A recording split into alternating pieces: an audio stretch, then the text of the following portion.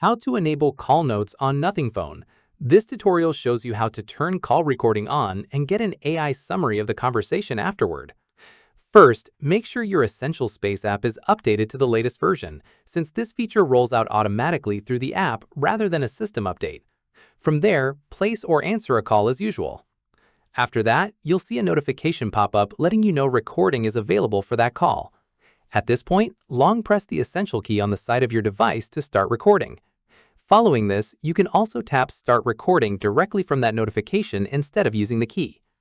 Once recording begins, an announcement plays letting both you and the other person know the call is being recorded. From here, continue your conversation as normal.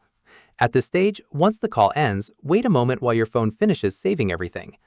Following this, you'll get a second notification confirming the recording has been saved. From here, tap that notification or open the Essential Space app directly. At this stage, find the call you just recorded in your list and tap on it.